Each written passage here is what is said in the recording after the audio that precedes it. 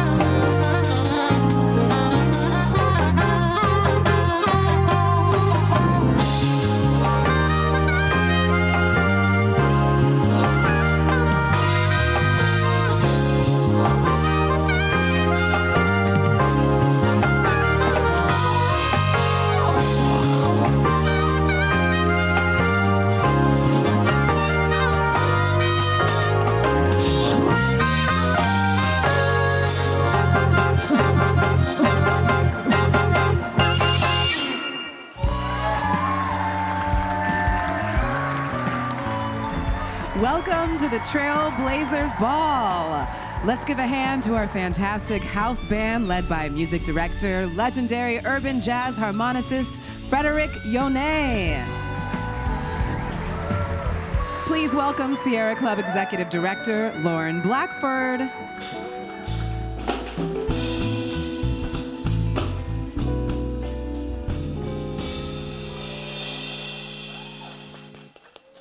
Thank you. Good evening, everyone. I'm Lauren Blackford, Executive Director of the Sierra Club, and I am so glad you are here. Welcome to the Trailblazers Ball. Welcome to Earth Month. Welcome to LA Climate Week. And welcome to what will be a powerful and inspiring evening. For over 130 years, the Sierra Club has drawn its strength from people like the ones in this room tonight, people who show up, who give, who organize, who choose to be part of something bigger than themselves. Your belief in this work, your generosity, your presence here, it powers everything we do. Thank you. Tonight, we have the privilege of honoring a truly extraordinary group of champions.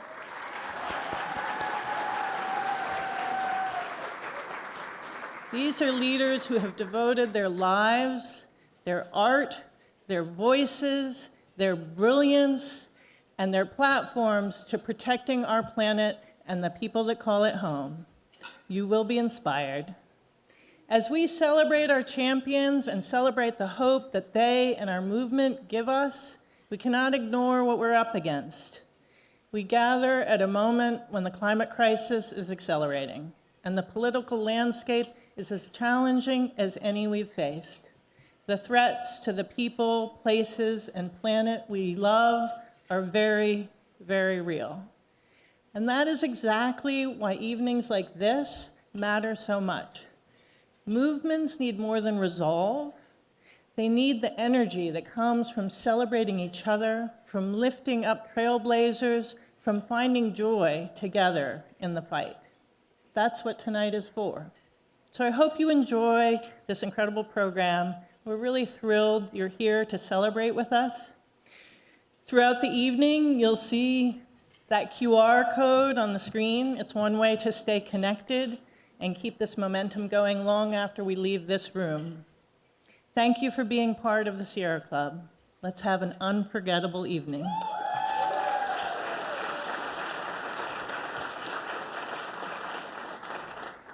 So, she leads the Sierra Club Student Coalition, and you know this award-winning gentleman from his extraordinary performances in Forrest Gump and Fences. Please welcome activist Muskan Walia and actor and director Michael T. Williamson.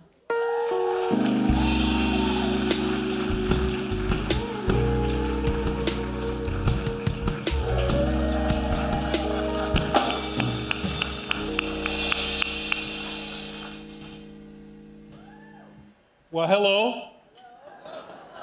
Listen, we are so excited to be with you this evening. What comes to heart is that no one generation has the right to exploit our planet for profit or greed to the detriment of future generations.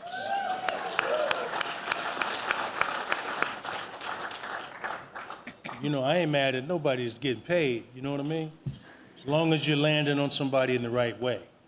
And that's why I'm here tonight, because we all want to give. We all want to live in a safe and healthy world. But how can young people exercise their rights? How do they get legal standing to fight for a better world? Well, Michael T., I'll tell you. Our Children's Trust challenges government policies that threaten the legal rights of children to a healthy and safe environment. So they're using the Constitution and the courts to bring about badly needed systematic change. Yep. Right?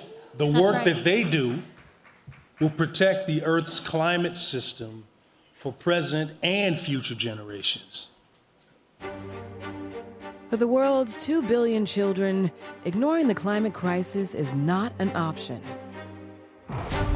Rising seas, raging wildfires, toxic smoke, record heat. These are not abstract threats to them. It is the world they inherited. Leaving them to deal with the world in this condition seems criminal. Shouldn't it be against the law? Our Children's Trust champions a single revolutionary idea: that children have a fundamental right to a stable climate and a livable future. Founded by attorney Julia Olson, the nonprofit law firm exclusively represents young people, pro bono, in courtrooms across the country and around the world. In 2015, 21 young Americans did something no one had ever done before. They filed a climate lawsuit arguing that the government's promotion of the fossil fuel-based energy system that created the climate crisis violated their rights to life, liberty, and property. Their journey was the subject of the award-winning 2022 documentary film Youth v. Gov.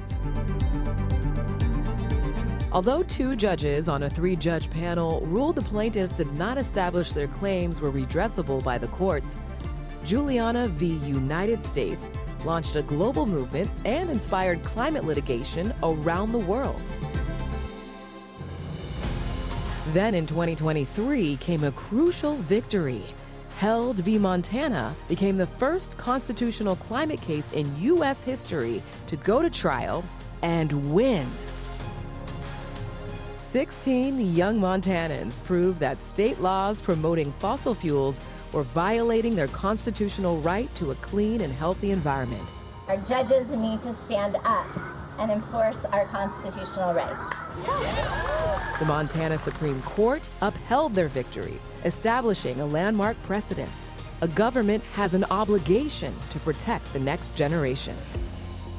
Today, Our Children's Trust represents more than 180 young plaintiffs across 15 states and 4 countries, with cases impacting 75 million American children and 2 billion worldwide. In Hawaii, their settlement agreement in Navahine v. HDOT is requiring the state to achieve zero-emission transportation by 2045, with a youth transportation council that gives young people a place in the driver's seat of creating policy. And in 2025, a federal judge in the constitutional climate lawsuit, Lighthizer v. Trump, acknowledged that fossil fuel impacts constitute a children's health emergency after 22 young plaintiffs delivered historic, first-of-their-kind live testimonies in federal court.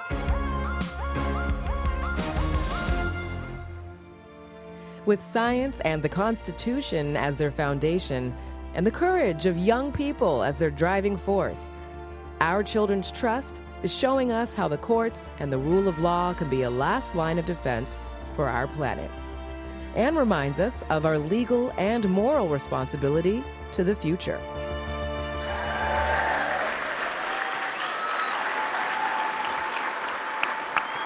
Wow, incredible. Thank you, Our Children's Trust, for representing young people in our constitutional efforts to secure their binding and enforceable legal rights to clean air, water, and a sustainable, livable planet. It's our honor to present the Sierra Club's Trailblazers Award to Our Children's Trust. So here to accept the award are plaintiffs Genesis Butler, Joseph Lee, Jeff King, and Nate King, and Executive Director Matt Dos Santos, and founding attorney Julia Olson.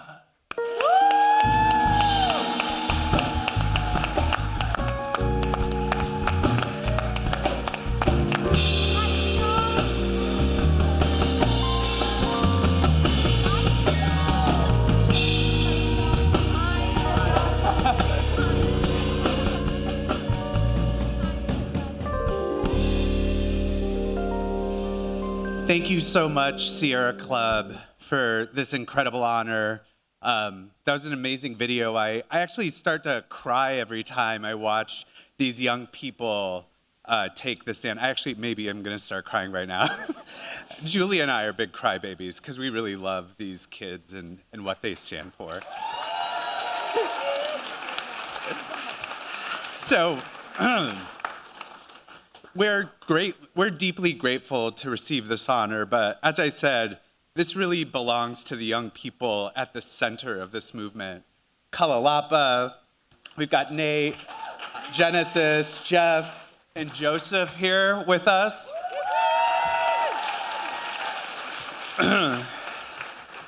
And at Our Children's Trust, we don't just believe that children are future stakeholders. We believe that they have rights right now. Thank you. A right to a safe climate, to health, to life, and to a future that isn't traded away for profit or somebody else's convenience. Every day, young people across this country are showing us what courage looks like. They are stepping into courtrooms, telling the truth about what they're living through, and demanding that adults and institutions do better. So tonight, we accept this award with gratitude, and we accept it on behalf of the extraordinary young plaintiffs whose voices are changing what justice can look like in this country. And with that, it's my honor to introduce Genesis.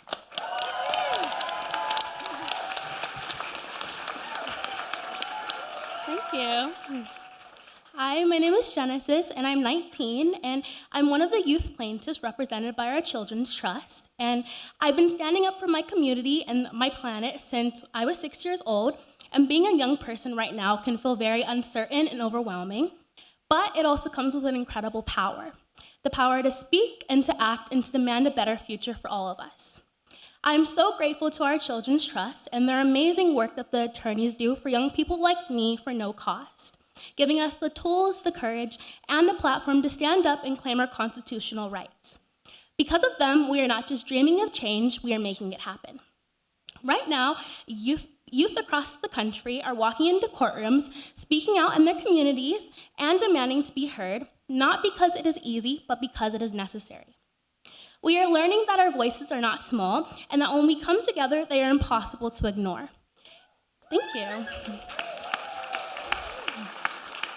In moments like this, we are reminded that the future isn't something that we wait for, it is something that we fight for. I want to thank the Sierra Club for recognizing our Children's Trust and the youth and the young people that they stand beside. This honor is a recognition that youth voices matter and that we deserve to be heard. Thank you.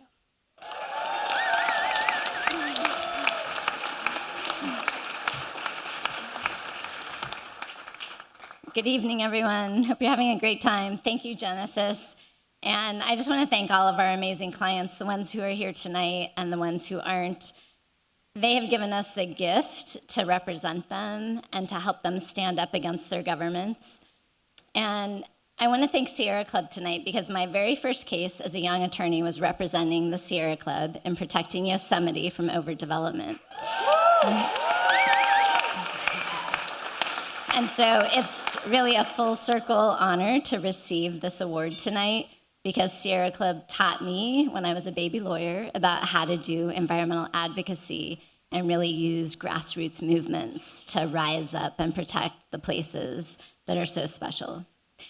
So 15 years ago, I was a young mom, and I could not stand by and look in my children's eyes and not do something more about the crisis that most threatened them and all the children on the planet and all the children to come. So with a burning desire to protect kids, I founded our Children's Trust to bring youth together with the best scientists and experts in the world and lawyers and defend their fundamental human rights to breathe clean air and walk on this earth and love all the things that adults have been able to in our lifetimes. So from the very beginning, this work has centered children and their deeply personal stories in a world where the law centers adults and profits. Youth are taking the most powerful governments to court, and they are defending constitutional rights in courtrooms around the world, and it's amazing.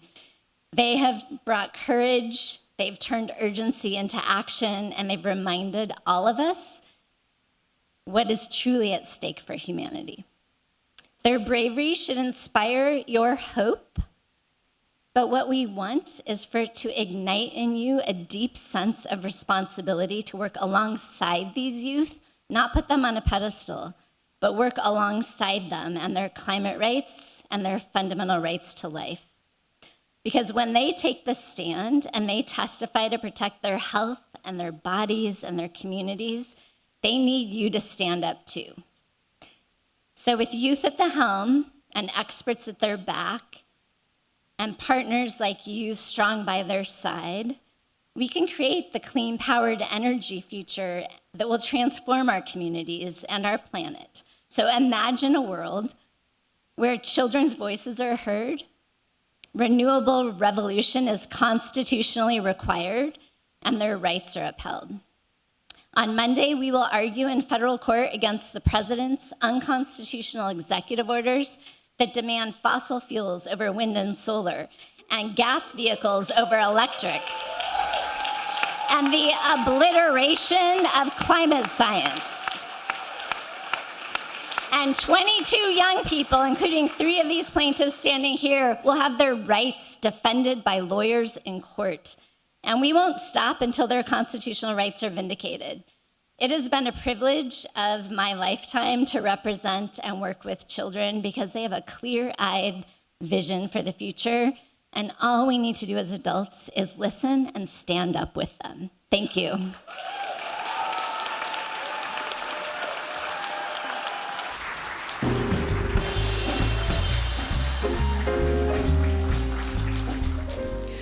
Her regenerative farming documentary films have made a critical impact in environmental activism domestically and globally. She is an award-winning director and a 2025 Trailblazer Award honoree. Please welcome Rebecca Tickell.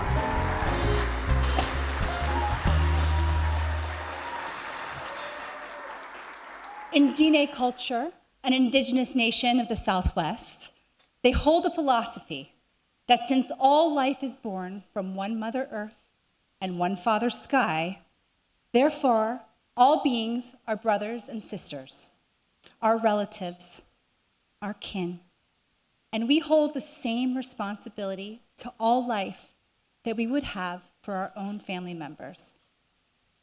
Our next honoree, Dr. Lyla June Johnston, walks in the footsteps of her elders, sharing this knowledge through academia, art, and music to remind us of this sacred opportunity to live in kinship with all life and to be the warriors we are meant to be for Mother Earth. Indigenous singer, songwriter, scholar, public speaker, and community organizer, Dr. Lyla June Johnston grew up challenging the way we think about sustainability and conservation. After graduating with honors from Stanford with a degree in environmental anthropology, she received her PhD at the University of Alaska, focusing her research on indigenous regenerative ecosystem design, which Native peoples have practiced for thousands of years.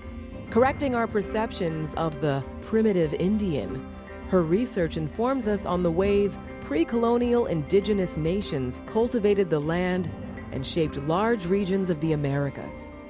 Many people think that we followed the buffalo, when in fact the buffalo followed our fire. Engaging with national and global audiences, Lyla draws from her Diné, Tsetestas, and European heritage.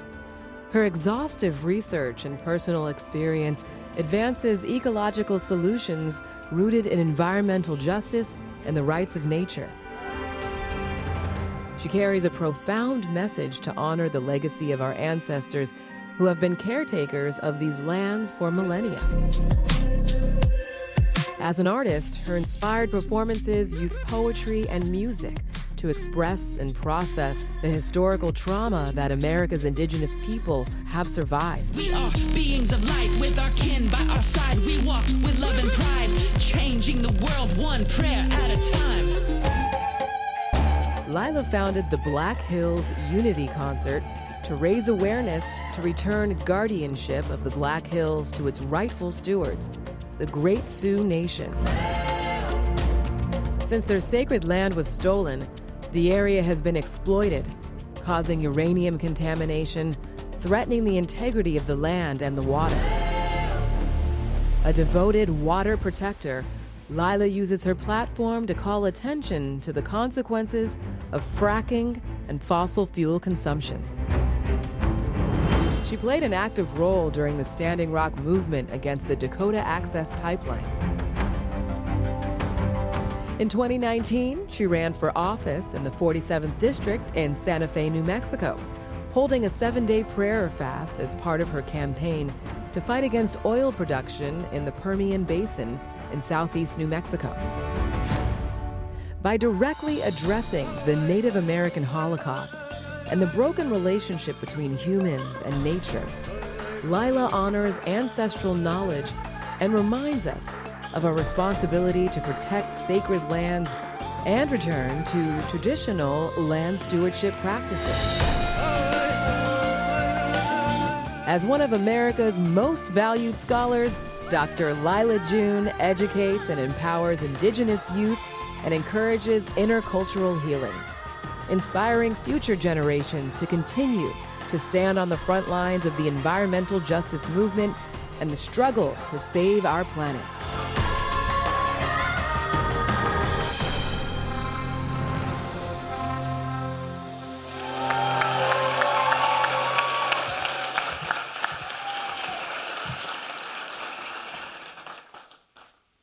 to say, when I interviewed her for Common Ground, I learned a whole new language. I wasn't capturing her image or taking her picture. She taught me that we were filmmakers. We were creating. We were giving birth to something. She was like, girl, that's colonizer language. And it really shaped my view of how I describe what I do.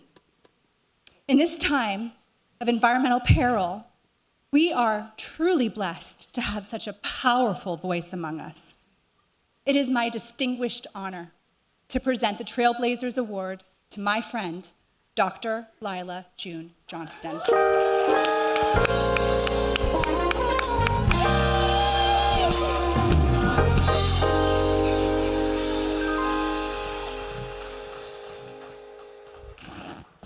I love you so much.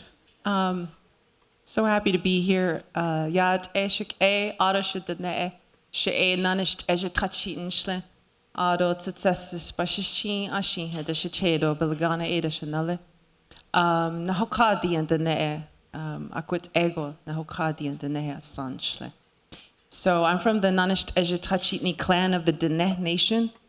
We are also incorrectly known as Navajo, but we call ourselves Dene, which means the people. And I'm really happy to be here tonight. It's a beautiful night to collaborate with these beautiful musicians. And I'm really happy to see all of your beautiful faces here. And honestly, it's not a part of our culture to pedestalize anyone or to center anyone, because to us, the Creator is who we center and Mother Earth is who we center.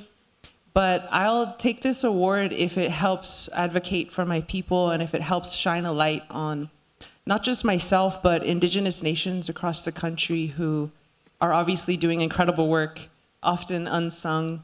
There are over 570 federally recognized tribes in the United States. There are 200 more that should be federally recognized but are not. So I have to ask my dear sister, Jessa Calderon, to stand up. I don't know if you're out there, my sister. Can you please honor this woman? She's from the Tongva Chumash Nation. She's actually the real boss here.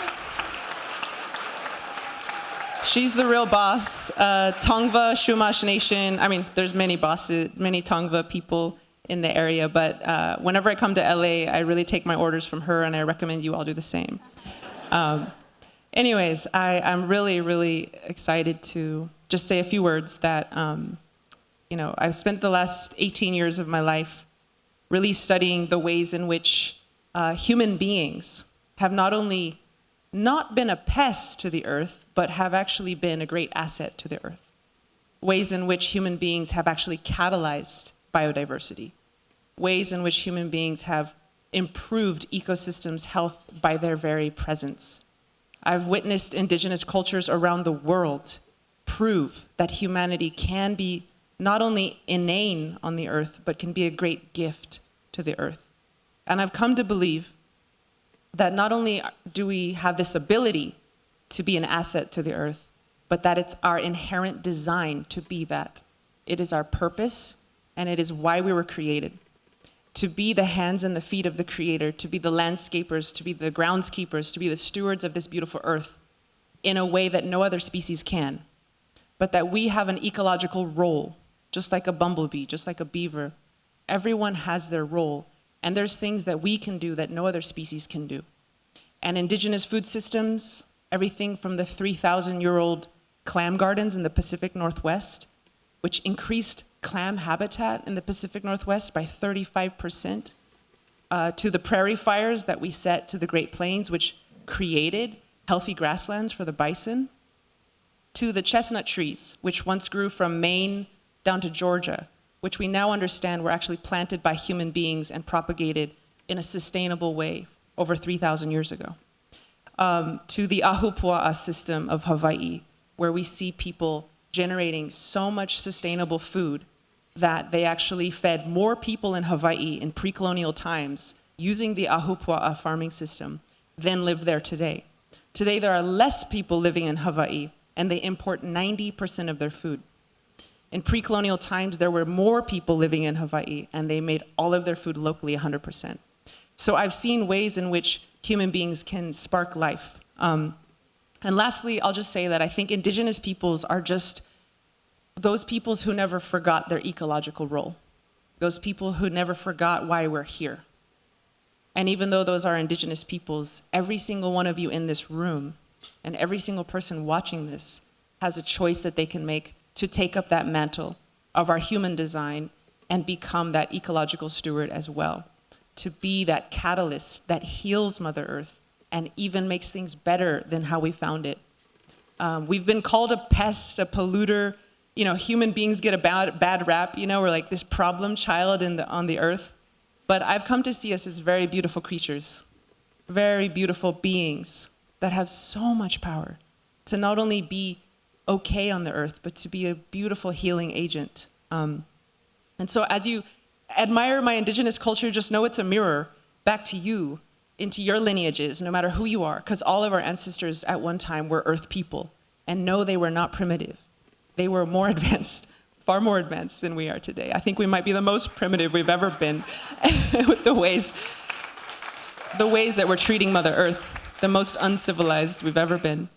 And that our ancestors, our deep time ancestors, really had a lot of skills that we can remember and honor. So I encourage all of you to remember your ancestors, no matter who you are.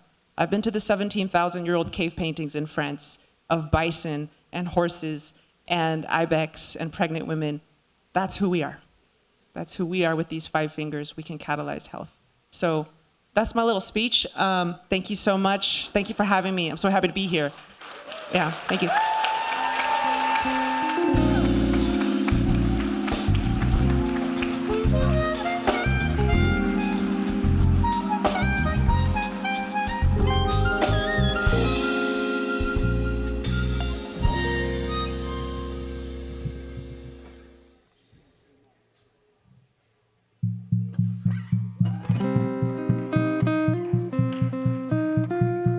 Bandana looks really cool.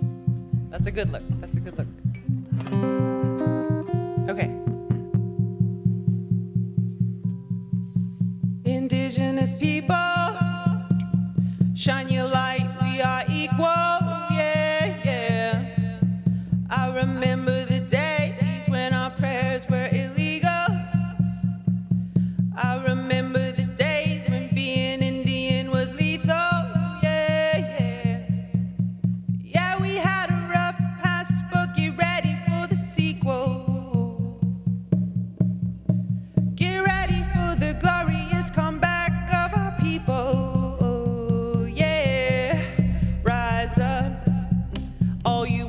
Of love, all you answers to the prayers of our ancestors from above. I could feel it in my heart. Can you feel it in your blood? I could hear the 7th fire calling us to wake up. All nations rise up, 'cause now's your time. We don't have to hide anymore, 'cause now's our time. With forgiveness as our bow and our prayers as our arrows, pull it back and let go. I watch them fly like sparrows. Have hope, have hope. With compassion as our shield and faith down to our marrow, we will walk the pollen path even when it gets narrow. Yeah, yeah, resurrect. Yes, you can bet that we've seen a single mama raising children on the rest. We've seen domestic violence tear apart what we have left. We've seen the alcohol take it all and leave us dead. We've seen our children take their own lives when they can't take the dread anymore. No, we can't take the dread anymore. No, I won't take the dread anymore, 'cause I can't take the dread anymore. Yes, it's a war, but we've seen it all before, and now we know we can change it, 'cause that's why we were born. We know we are the ones that we have been waiting for. Yes, we are the ones that Grandma has been praying for, so rise up. All you warriors of love, all you answers to the prayers of our ancestors from above. I could feel it in my heart. Can you feel it in your blood? I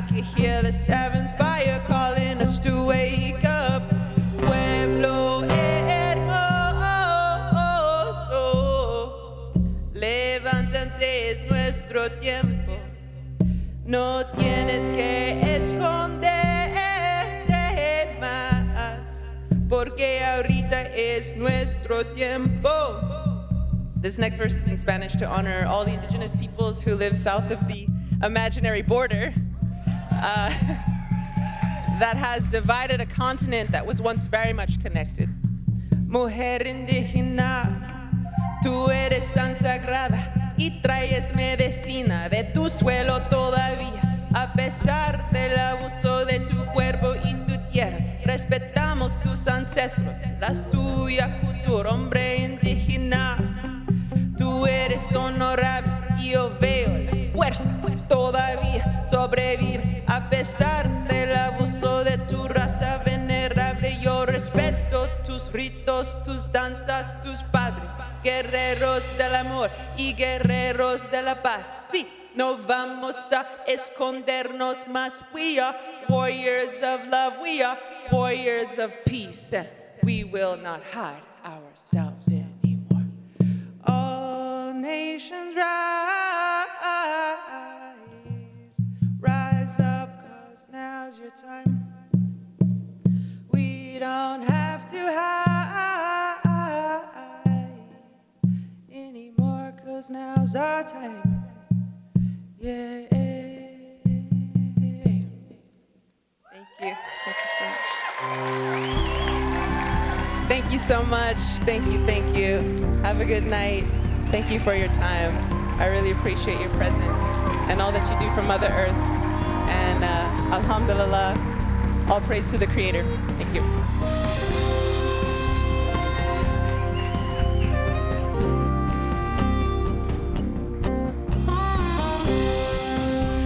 Please welcome award-winning actress Julie Carmen.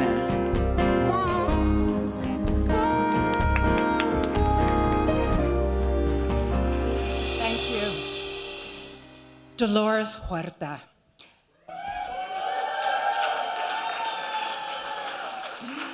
Dolores Huerta believes that if you can help someone, if you have the ability, then you have an obligation, a responsibility to do that. For over 70 years, she's been a fearless voice for the voiceless. She's consistently linked social, economic, and environmental issues, demonstrating that the labor movement is a foundational part of the environmental movement.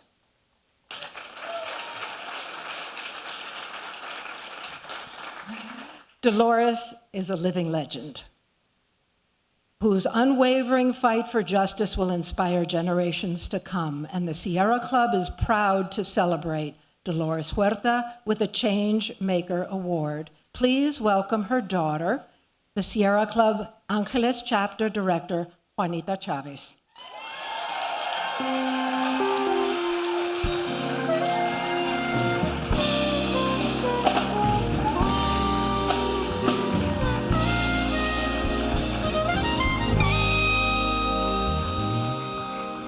Good evening.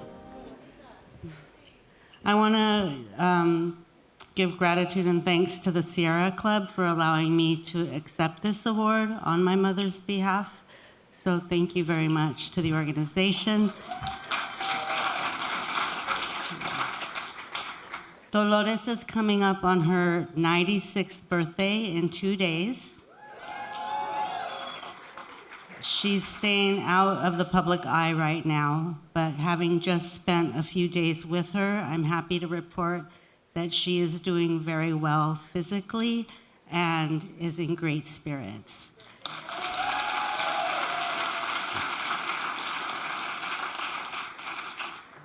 And I can tell you that she is extremely proud that her daughter is the first woman, the first person of color, and the first LGBTQ person to serve in this role since the Angeles chapter founding in 1911.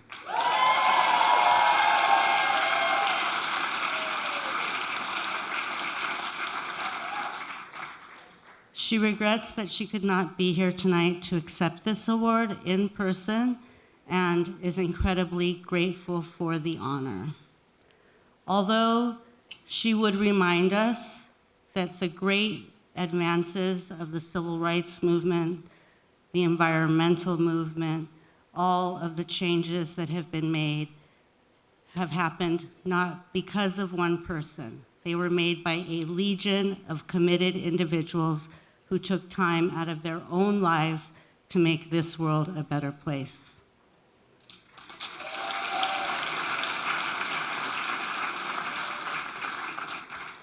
This award is particularly meaningful to my mother in that it acknowledges the work of women in the movement.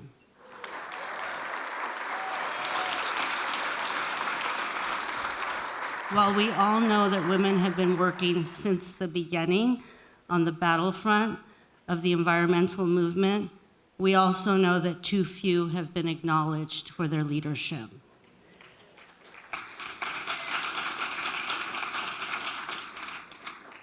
My mother's work with the United Farm Workers was at the vanguard of the environmental justice movement. They were working in the mid-60s to ban DDT. This not only provided protection to the workers in the fields, the American public consuming the produce, but it also reduced the severe, widespread negative impacts on animals in the wild. The UFW focused its lobbying and boycotting efforts here in California, but those successes forced regulatory precedent that was adopted nationwide. As many of you know, my family has been going through a difficult time over the past few weeks. We are grieving, no doubt, but this will not define us nor defeat us.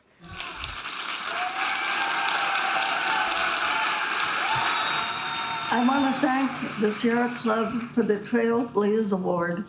This is such a beautiful, beautiful tribute to all of the work that all of us are doing together. And I want to thank all of the volunteers of the Sierra Club because all of you have given so much of your time. The fact that you have devoted so much time, so many of you, thousands of volunteers that make up the Sierra Club to make sure that our world will continue to live. The work that you have done, we know, has saved so many endangered species, not only of plants, but also of animals that could be endangered and are endangered and may not last too long without the work that you do. And of course, when we talk about animals, that includes us as human beings, because the work that you are doing is actually saving our planet Earth. And I want to ask you to do a little bit more. You're doing a lot, but also shine your light on others that we need to involve, that we need to recruit, that we need to bring them into this movement also. But it's going to take so much of us to do this important work to save our planet. We know that one of the main things that we have to do is that we have to make sure that our work transforms itself into policy changes, and that we get our public officials, that we get our government to make sure that not only that they respond, but that they actually support the work that we do. And we can do that. We have important elections coming up in 2026. We've got to make sure that everybody gets involved to make sure that we have green votes, okay? And when I say green votes, that means a vote for, to, and to save our environment. So we know you can, I can, we can, all of us collectively. Yes, we can. Sí se puede. Save Mother Earth, save our planet. Muchas gracias. Thank you.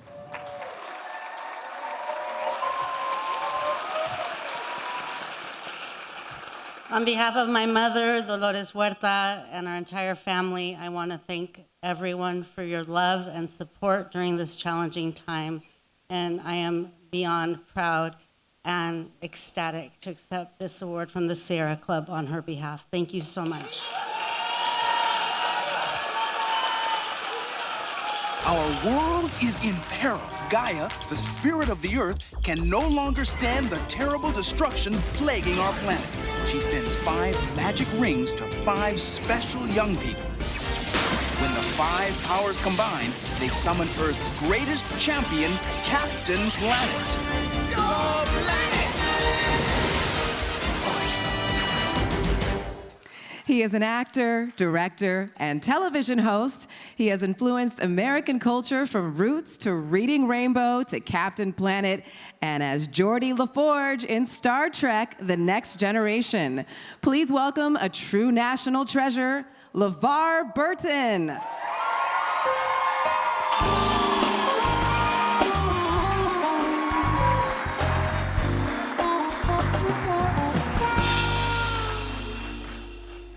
Thank you, y'all. New hip, new hip. Some of you can relate. Y'all, I have been blessed to have been a part of amazing cultural moments. And one of those highlights was being part of Ted Turner's Captain Planet. Let our powers combine. Earth. If you know, you know. Always on the Vanguard, there are few people that have made a positive social impact like Ted Turner. It's well known that he changed the media landscape. But what people do not appreciate is that he is committed to saving the world, not just for us, but for all of the wondrous living creatures on our planet. Known as the Mouth of the South, he has always put his money where his mouth is and supported wildlife conservation, clean energy, and environmental and social justice. When Ted Turner was a child, he opened a National Geographic magazine and saw something that would change his life. American bison, once 60 million strong, had been reduced to just a few thousand. He promised he would help bring them back.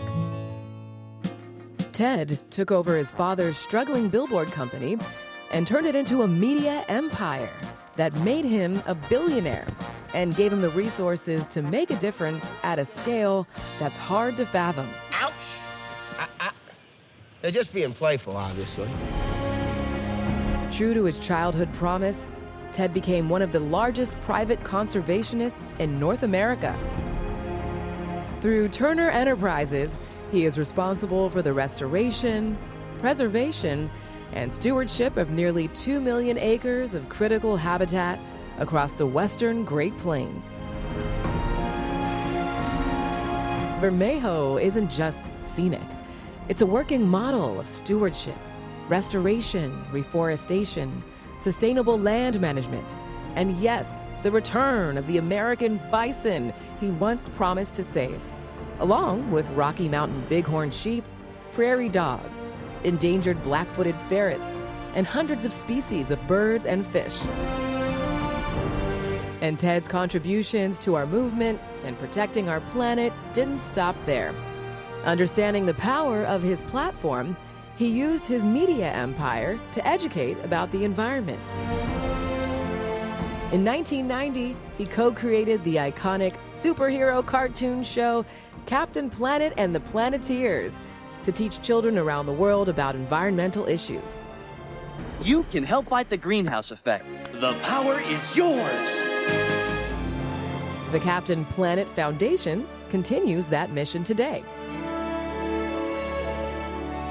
Long before it was mainstream, Ted was an early investor in renewable energy.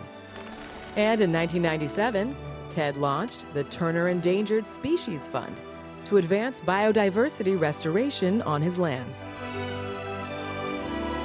In 1998, he showed us what real philanthropy looks like when he made a gift of $1 billion to establish the United Nations Foundation to boost investment in and complement the UN's humanitarian work and promote our shared interest in a climate-resilient future. Are we going to make the right choices that will allow us to exist for another million years here on this beautiful paradise of a planet that we're on? Or are we going to turn it into a desert? The choice is ours. An undeniable American legacy, land protected, wildlife restored, people inspired.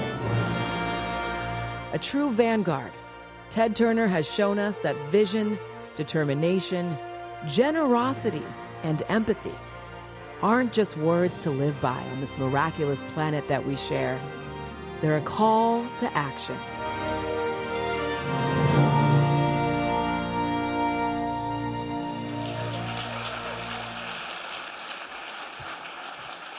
Yo, this is a man who gave $1 billion to the UN. I can't do that. He understands that for those to whom much is given, much is required. Right now, we need all of the world's billionaires, and there's a bunch of them, to be inspired by Ted's example. Here to accept the Sierra Club's inaugural Vanguard Award on his behalf is his lovely granddaughter, Laura Elizabeth Seidel.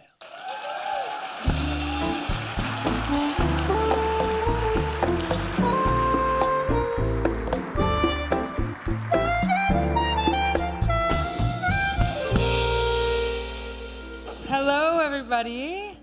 I just want to say how much of an honor it is to be here. Doing anything for my grandpa is such an honor, and being here for the Sierra Club. So thank you for having me. I know he'd love to be here celebrating with you guys, but if anyone understands the power of the next generation, it's my grandpa as a trailblazer. A big thing is considering the people inheriting the world after you and the future keepers of those trails that you blazed. Well, anyway, I'll start with a story about my grandpa. In the summer of 1998, he decided he wanted to donate a house on a ranch that he bought recently to the Western Montana College in Dillon. The problem was this house was a 174-ton mansion, and the college was a few hours down the interstate. Of course, at first they said no because they didn't understand it, and I didn't even know this story. No one had told me this story. I had never seen pictures, and I wouldn't have believed it except for I was there with my cousins in the Row building on WMC campus. And I went home that night, and I was with my grandpa, and I was showing him the photos, and I said, Grandpa, like, I've never heard of someone donating a giant mansion and like delivering it to a campus. And he looked at me with his giant grin, and he said, me neither. And I was like, and tonight we're honoring him as a trailblazer. And a trailblazer is someone who looks at you can't do it, you shouldn't do it.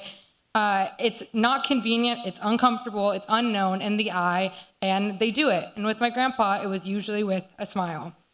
And while he blazed trails in sports, buying a whole city's like sports teams and taking them out of bankruptcy, winning the World Series, winning the America's Cup, and then also in business, obviously with CNN, TBS, TNT, Captain Planet, and with his restaurants, Ted's Montana Grill. The things that he's really most proud of is his innovation in the environmental and social justice space. In 1997, as we saw, he donated a cheeky $1 billion to the United Nations. And actually, as he would tell the story, he found out that the United States was not paying the peacekeeper fees. And he was like, I'm just gonna pay the bill, right? So he calls the UN, and he's like, I'm gonna give you $1 billion. And they're like, no, you're not, because they didn't have a way to accept that money at the time. And also, it was something about he wanted to sue the American government in order to pay some of it. And that couldn't happen either, because at the time it wasn't possible. Maybe they should be connected with the people that are suing the American government now.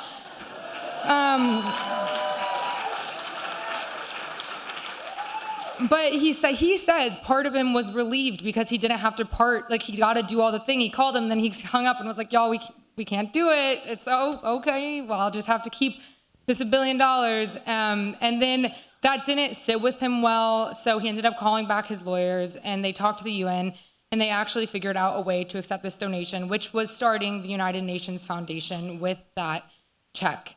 And as we all know, that's gone on to do amazing things for keeping the peace and for humanity and for environmental justice. And most people say, well, actually, it's just like a widely, I guess, known fact that this actually shifted the culture around wealth at the time towards large-scale philanthropy. Bill Gates, Warren Buffett, they all cite him as one of their biggest mentors in that way.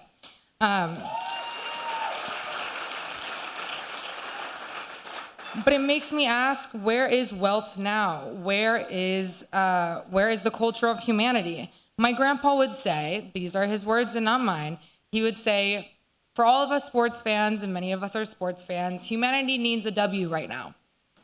We're taking a lot of L's, okay? And while I stand here and accept this award on the behalf of my grandpa, and to honor him for the trailblazer he is, I know he'd want me to challenge the room and ask, who will be the trailblazers to come? If you respect my grandpa, if you're clapping for my grandpa tonight, if you truly honor him, I ask you, how can you help me keep the trails he blazed? And no, it doesn't have to look like donating a 174-ton house and transporting it. And no, it doesn't have to look like donating $1 billion. Except for, like Billie Eilish said, we will take that too because more people need to do that. And some of them could be in this room. But speak up loudly and unapologetically for the things that you believe in. Be decent. Use whatever power you have to fight for creatures who can't fight for themselves. Find innovative ways to help protect our people and the planet. Think of outside the box. Be imaginative with your solutions. Start conserving, say goodbye to fossil fuels, demand our government work better, promote peace, and start being more courageous and acting with more integrity. A blazed trail needs keepers, so who will take my hand and walk the trails that my grandpa blazed with me? Thank you, guys.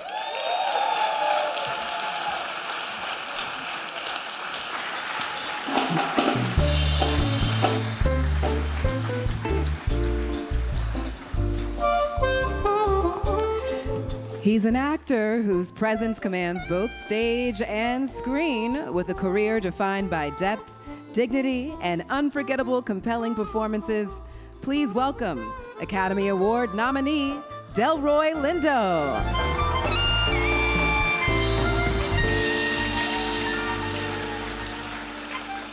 Thank you. There's a note here. It says, please talk loudly into the microphone. I have a big mouth, y'all, so I'm going to temper it a little bit. When I was coming in this evening, I was asked by one of the journalists on the red carpet, I was asked what inspires me, and I was. It's occurred to me sitting there that there's been much this evening that has inspired me, but in particular, I want to give another round of applause to the young people. Could the young people stand up? Yes.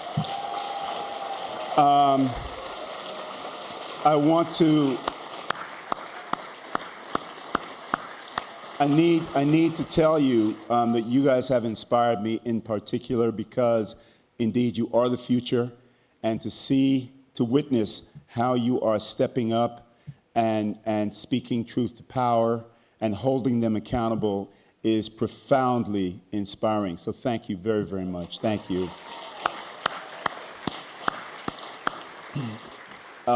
So I'd like to thank the Sierra Club for having me here this evening to honor a gentleman that I have such a huge respect and regard for.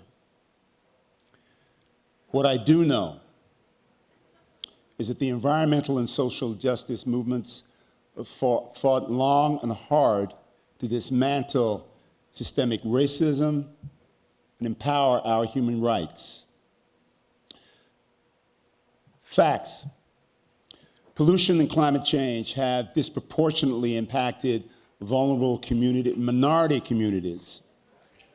Right here in Los Angeles, we drive on freeways that are intentionally designed to route through low-income neighborhoods and communities of color, exposing the people in those neighborhoods to long-term environmental health hazards.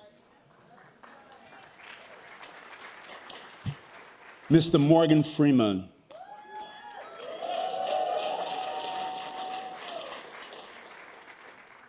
Mr. Morgan Freeman. No doubt a great actor, a phenomenal actor, somebody who's charted a course for people like myself. Thank you.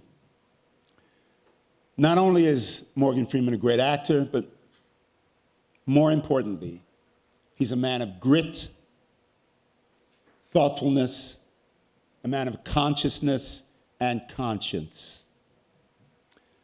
He inspires us to seek wisdom and empathy. As an environmentalist, Morgan absolutely inspires solutions. You can't understand me without understanding where I was created.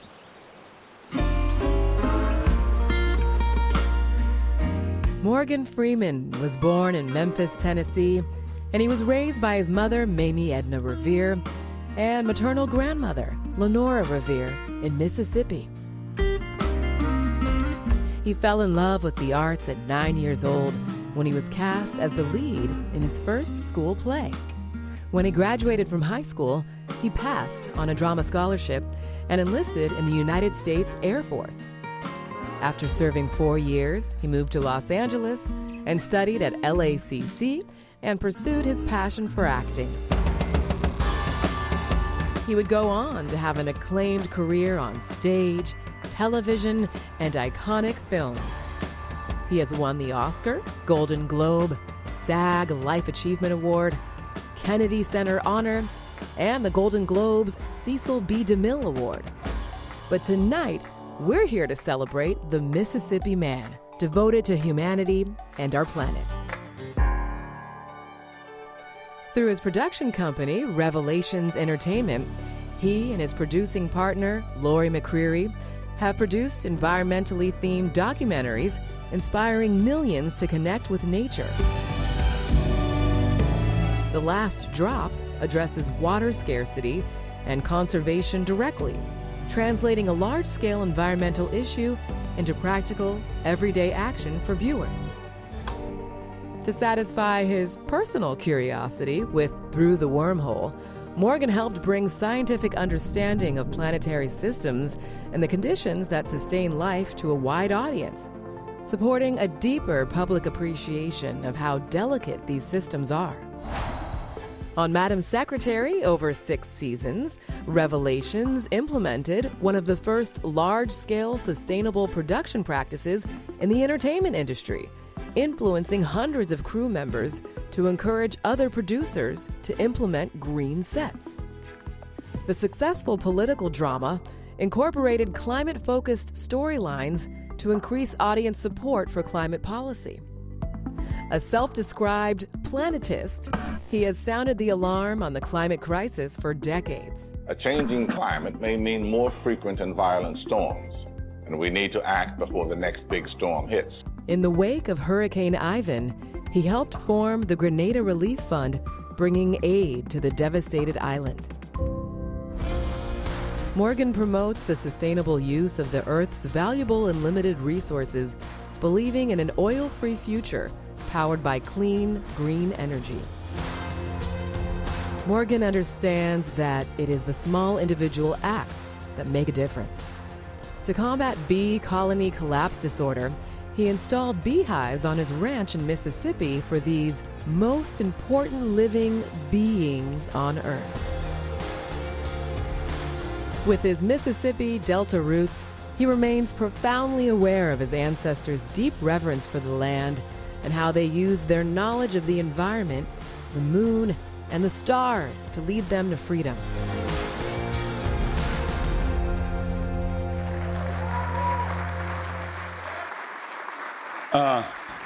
During the last project, Sinners, I had the, thank you. I had the distinct pleasure and honor of being visited on set by our next guest, who came, spent time with me, poured into me his being, everything that he knew from his life, who he is as a human being, and how music has been central and fundamental to who he is.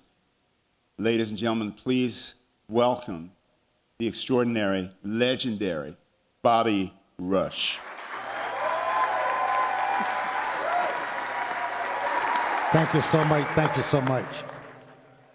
I just want to tell you that, Sarah, thank you for inviting me to be a part of this salute. I tell you, I'm in tears about something that happened a couple of days ago with Morgan Freeman. I didn't tell him I was going to say this. I asked him to let me talk a little bit about this. He brought a little dog, about 3 months old. This man is so touching. He looked at the dog. He didn't know I was watching him. He had a little crumb on his eye. He took his finger, pushed it out his eye. If he do that to a little pup, look what he did for Bobby Rush. Inspired me to be who I am and to do what I do. I said all that to say, thank you for being my friend. Thank you for what you've done. Thank you for what you're doing, what you plan to do, because we all living under your wings. Someone asked me, said, Bobby Rush, why you sing the blues? Is it because your woman left you? Yes. For you fellas, you can have the blues when your woman leave you, but you can also have the blues if they stay too long. Let me show you what I'm talking about.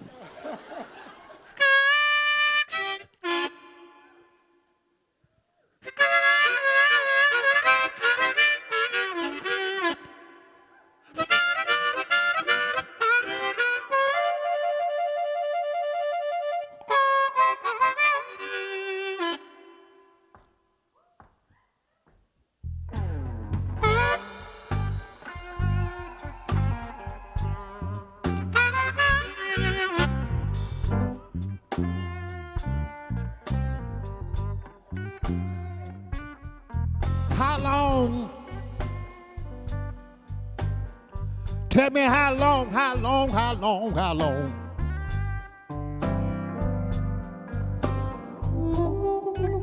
Oh, how long, how long?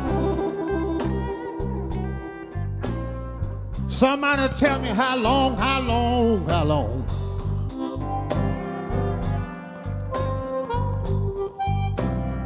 You may be confused, but I'm talking about my 40 acres and my mule.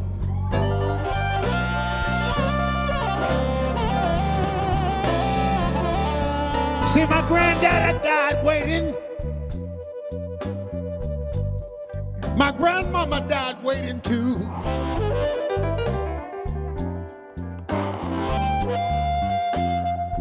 Martin Luther King, he died waiting, y'all, yes. Young woman, tell me about what me and you gonna do.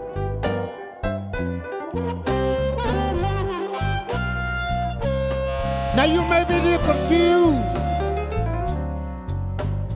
but all I'm talking about my 40 acres and my mule.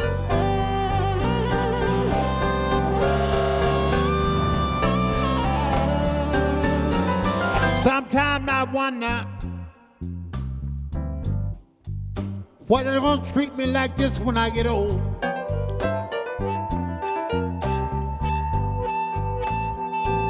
Oh, sometimes I wonder, yeah. What gonna happen when I get too old?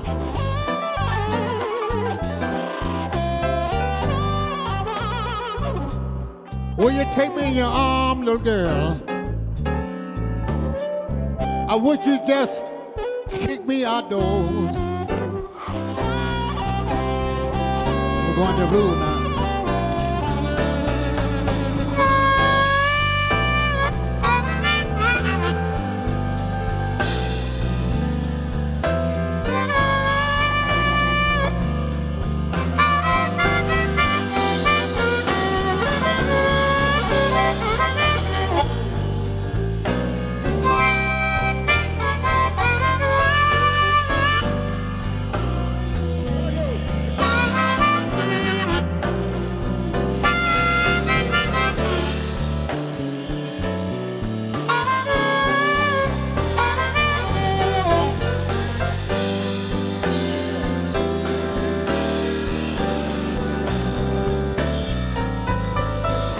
That's the blues for you.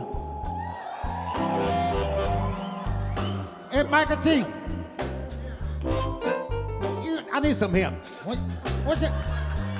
Yeah, if you give Michael T a hand. Michael T. Williams, give him a hand. Come on up here with me. Come on up here with me, buddy. That's my friend there. Yeah.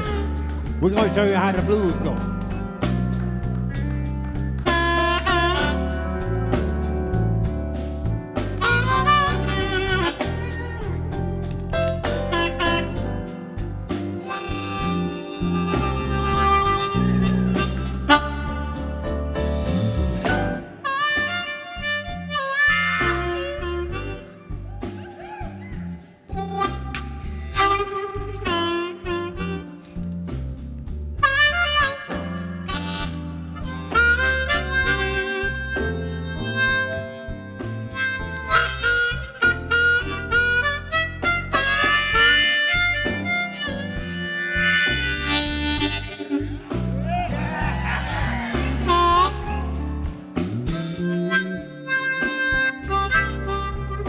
Michael T, ladies and gentlemen.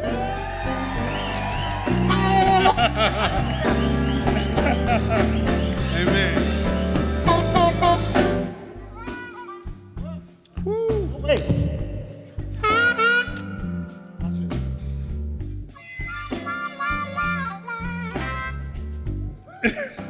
Hold it down.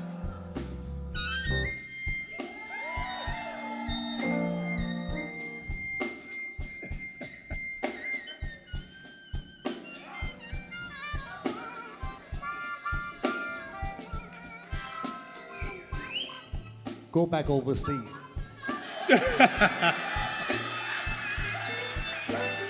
Don't come out here and take my job from me.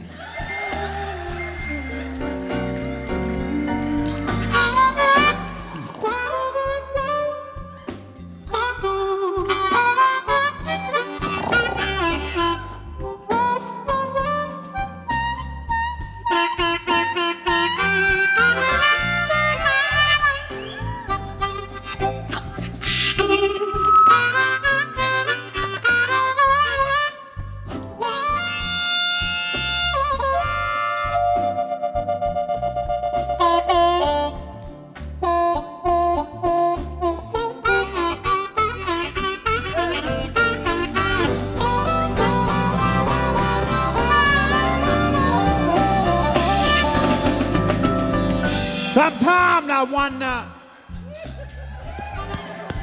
why the world just don't treat me right. I'll let you have it. Well, sometimes I wonder, yeah, why the world just don't treat Bobby Rush right.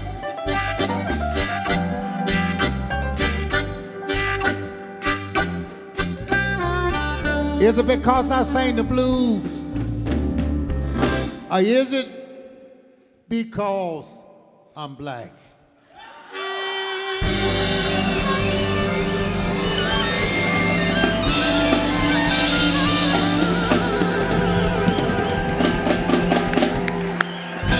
Michael T. Bobby Rush. Frederick Yane, Bobby Rush.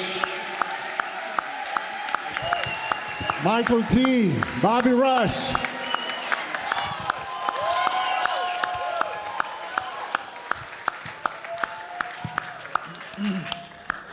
do you follow that?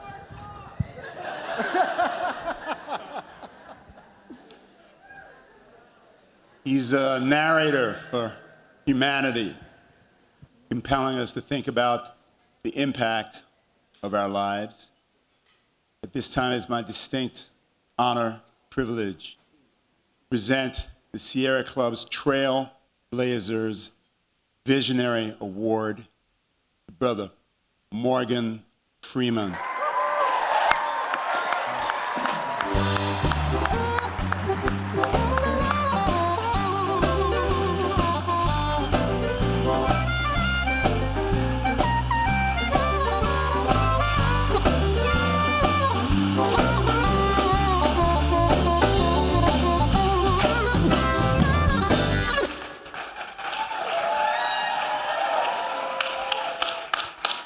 right, y'all can sit down. Thank you very much. Let's hear it for Bobby.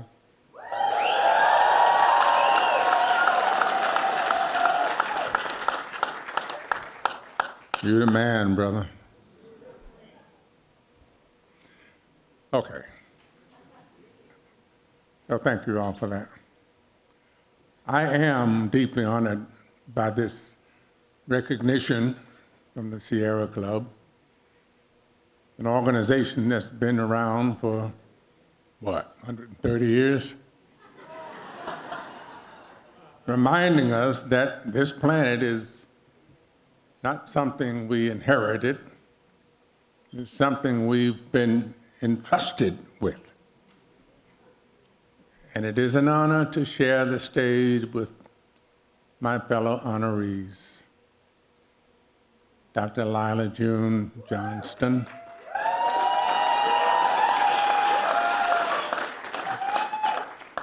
young sage Lenier, the legendary activist Dolores Huerta, media legend Ted Turner, and Speaker Emerita Nancy Pelosi.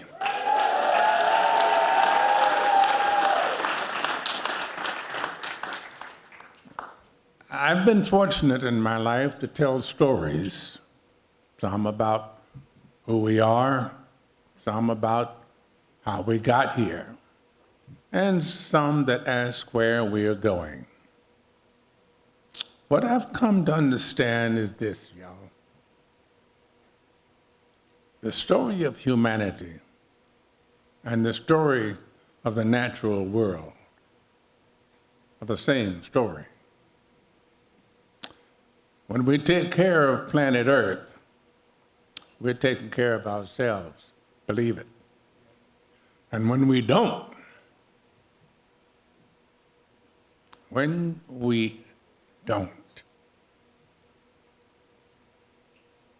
think about it. You think about it. Through our work, we have tried, however imperfectly, to shine a light on that connection, to make science a little more human and responsibility a little more personal. But the truth is, the real work isn't done on a stage or on a screen. It's done in the choices we make every day. I thank you for this honor, and more importantly, for the work you continue to do to protect the only home we've got. Thank you.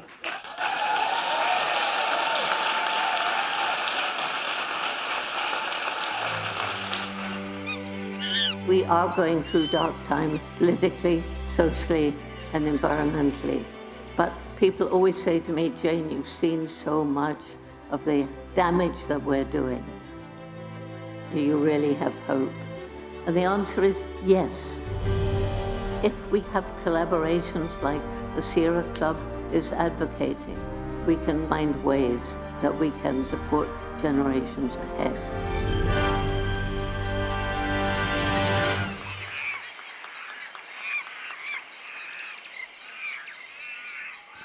Please welcome back Sierra Club Executive Director Lauren Blackford and President of the Sierra Club, Patrick Murphy.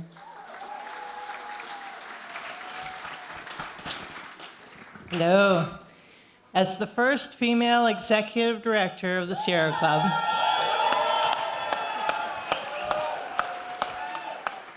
I can't tell you how much it means to me to present this year's Lifetime Achievement Award to the first woman to lead a major political party in either chamber of Congress.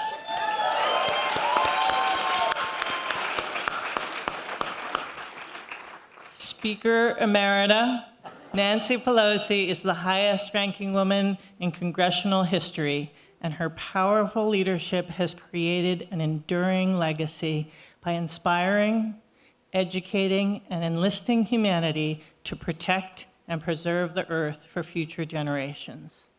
A mother and a grandmother, she often frames climate justice as a moral responsibility and consistently reminds us that the planet belongs to the children. The Sierra Club is grateful to have Speaker Pelosi as an unmatched ally in our fight. And I want to pause there for a moment. We say our fight. This is everyone's fight. This is humanity's fight that Speaker Pelosi has helped lead. One of the first members of Congress to recognize the imminent threat of climate change. She is determined, she is brave, she's strategic, and our country is better off thanks to her incredible strength and resolve. We honor and celebrate her far-reaching achievements and devoted support for the environmental movement. I now call the House to order on behalf of all of America's children. The iconic, the heroic, the legendary Speaker Emerita, Nancy D'Alessandro Pelosi. She believed from her years watching her father get elected, the campaign was won on the ground. How are you? I'm Nancy Pelosi, and I'm for Congress. Because I've known Nancy Pelosi for so many years, and we've worked together, and we put together the biggest registration program that our party had ever seen. Pelosi will take the oath of office a week from now. The Honorable Nancy Pelosi. Thank you. You are a member of the House of Representatives. A brilliant political organizer, Speaker Emerita Nancy Pelosi is the architect of generation-defining legislation. Hello, I'm Congresswoman Nancy Pelosi. The most urgent health issue facing our community is AIDS. We go through the gate's closed, we'll go over the fence is too high, we'll pole vault in. If that doesn't work, we'll parachute in, but we're going to get health care reform passed. The bill is passed. She has always made the protection of our environment a priority.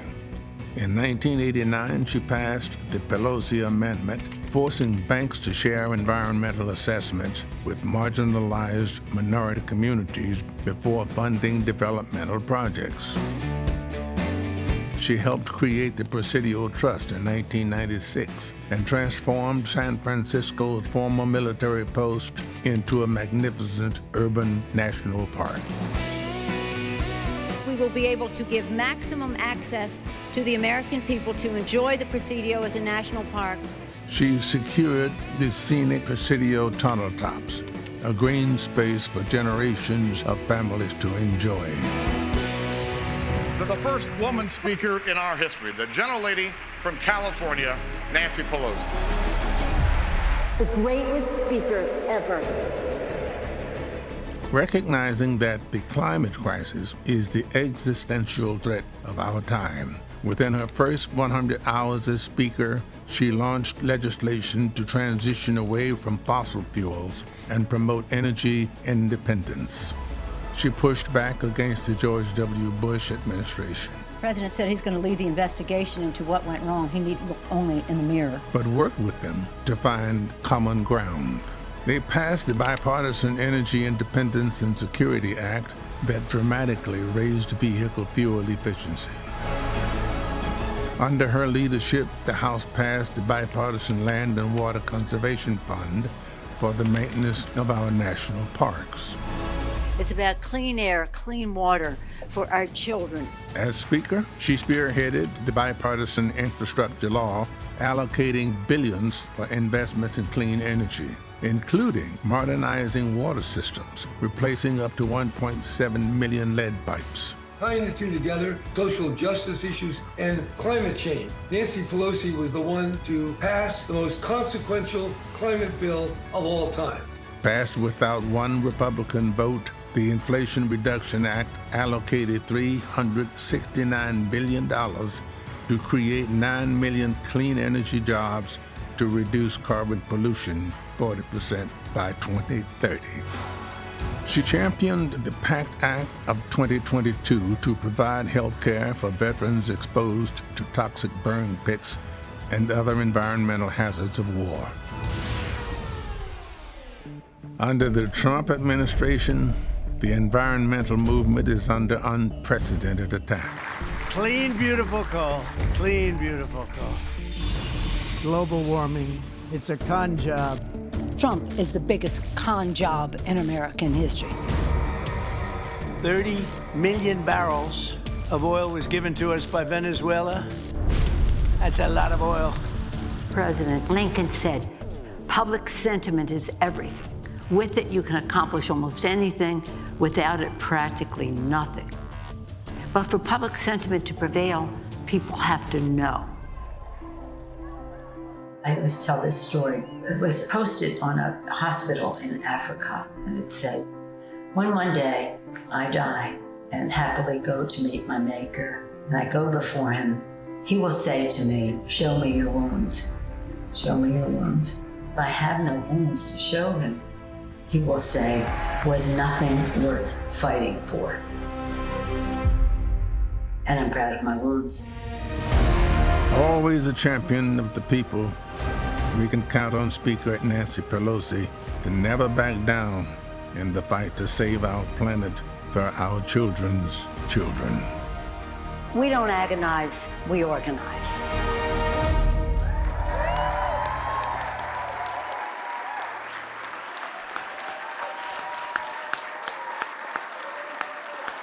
It is our distinguished honor to present the Sierra Club Lifetime Achievement Award to Speaker Emerita and Representative for California's 11th Congressional District, the Honorable Speaker Nancy Pelosi.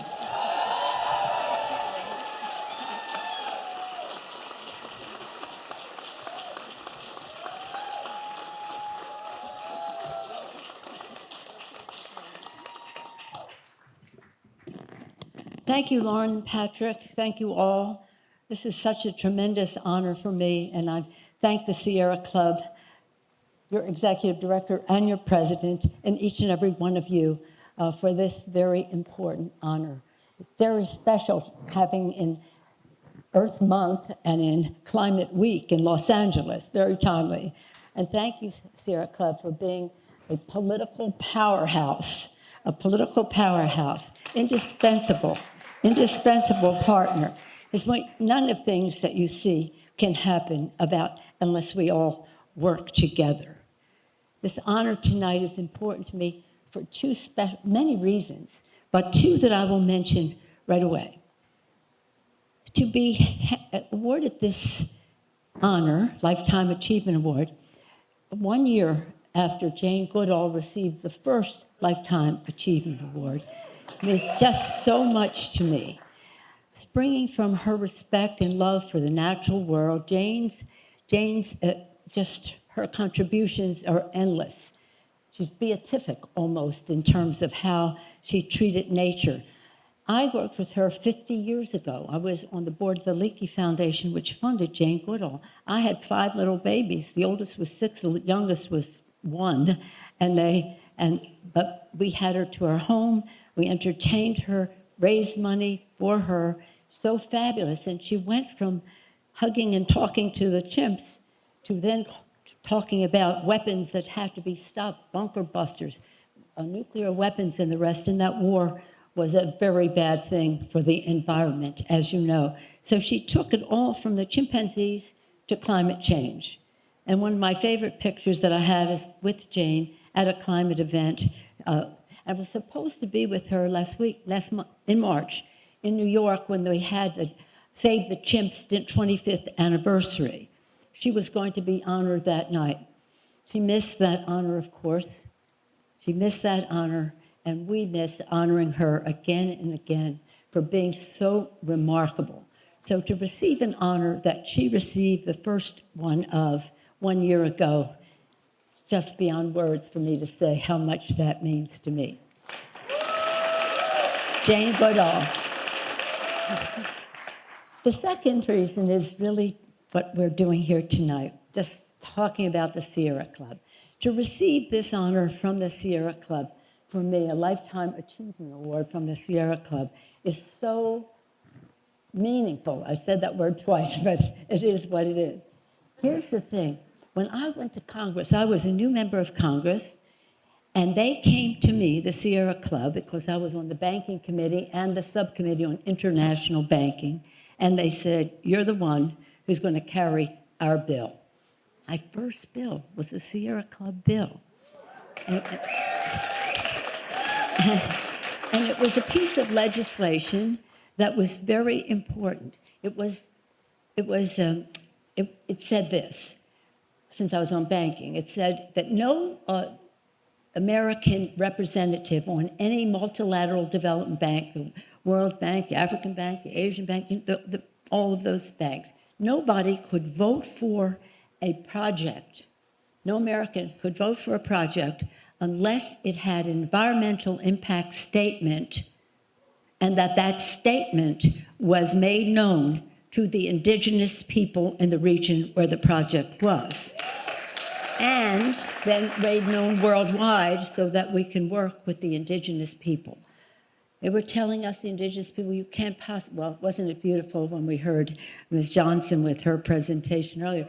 But this was worldwide as well, they told us you can't understand what our habitat means to us unless you are who we are, and we learned so much from them. But here's how it passed, and this relates to climate. There was a resistance, shall we say, from the banks, from the this, from the that, because the banks were claiming they were being environmentally sound, which they weren't. And so what happened? Time magazine put a cover of a magazine, just when we were having the fight, cover of the magazine, it had Skull and Bones, and it had the rainforest of the Amazon on fire in the picture. They said that so much rainforest was on fire, as much as the entire territory of the United Kingdom. Okay, so this is, climate warming, earth warming, all that. And then the president of the World Bank, who was a very decent guy, but oblivio, he said, why are they making such a fuss about melting snow? Why don't we just let the snow melt and then we can go develop those areas as well? Well, I told everybody that. And then he sent a message to me, stop criticizing me. I said, I'm not criticizing you, I'm quoting you. So there we had it, this awareness that we had a problem at the highest levels in terms of climate, the warming of the earth and the rest of that, and what that meant for the climate crisis. So this was really an early, thank you, Sierra Club, early version of how we, with that legislation, but using the climate issue as our message, that's what helped us pass it. And of course, my first bill was that, and then one of my last bills as Speaker under Joe Biden was the Inflation Reduction Act, 300, all that money for climate, the biggest commitment of resources for climate that any country had ever made, and certainly that we had ever made. Of course, what's his name is trying to undo all of that.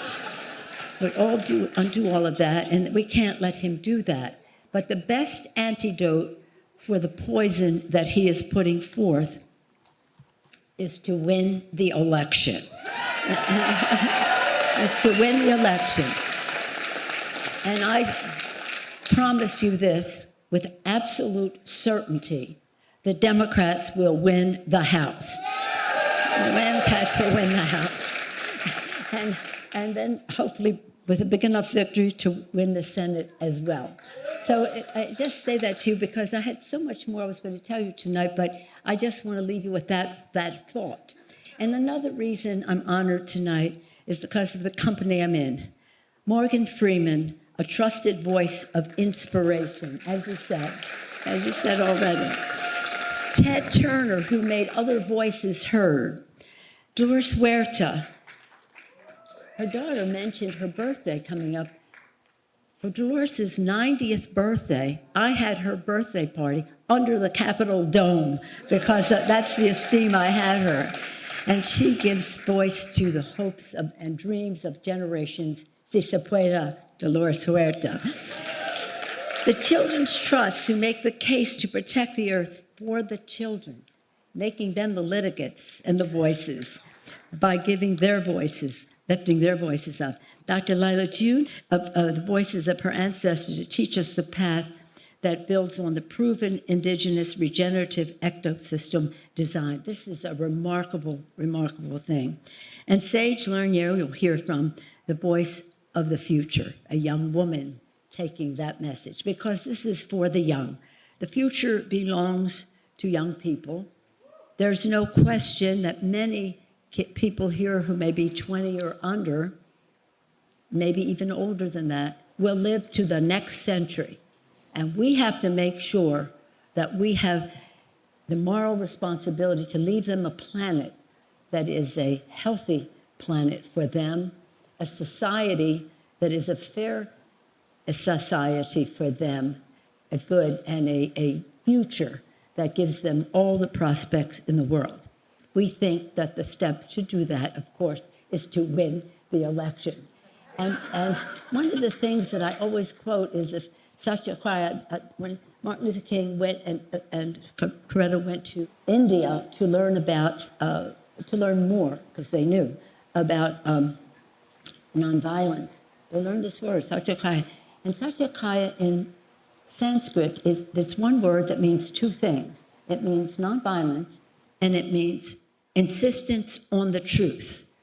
And what we have to do to protect this environment, to honor this climate issue, it's a health issue, clean air, clean water. It's an economic issue, good green paying jobs and keeping us competitive in the world and that. It's a defense issue, it's a security issue, because if you travel the world, you see that competition for habitat that is caused by earth warming, and that causes migration.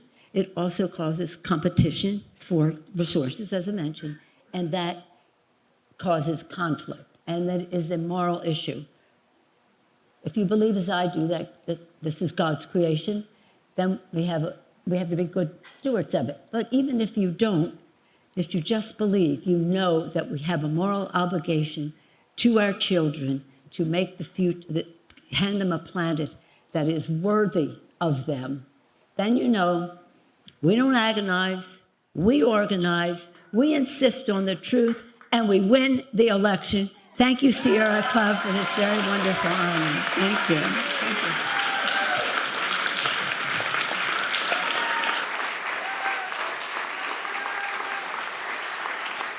Please welcome R&B and soul singer, songwriter, and actress, Andra Day.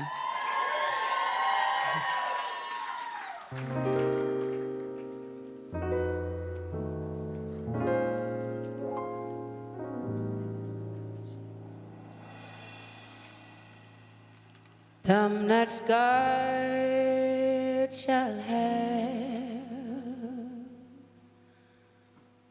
them that's not shall lose. So how the Bible says, and it still is news.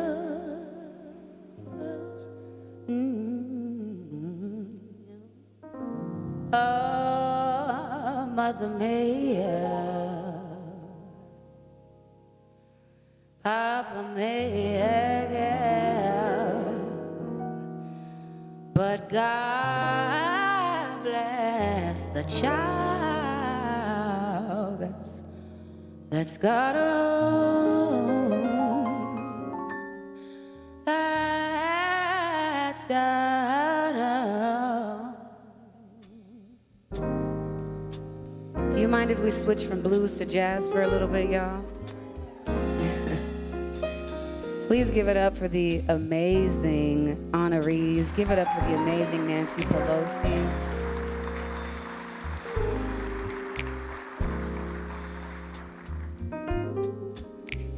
I'm not as great at speeches as she is, so.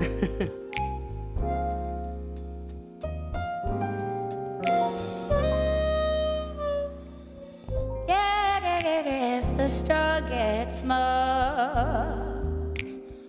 Oh, while the weak ones fade, empty pockets don't never make the grade.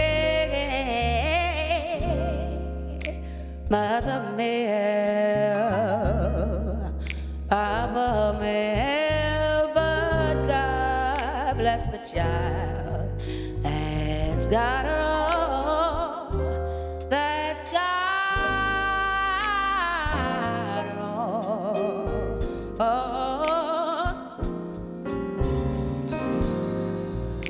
My new girl.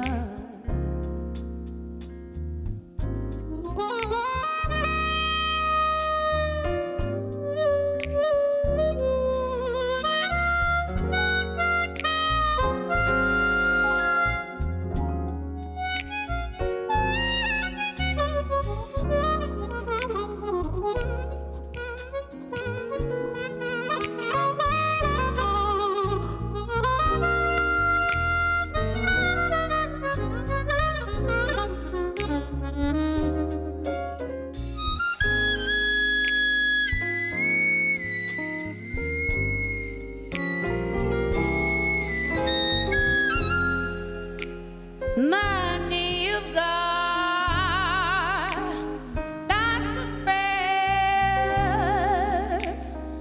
crying around your door.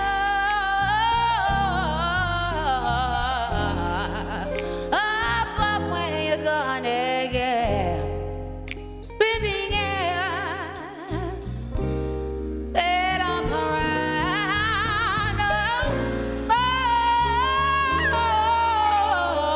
Rich relations give.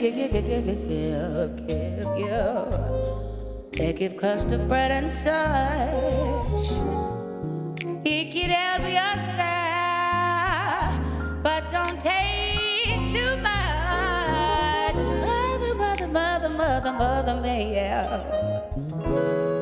Papa Mary, but God bless the child that's got her own.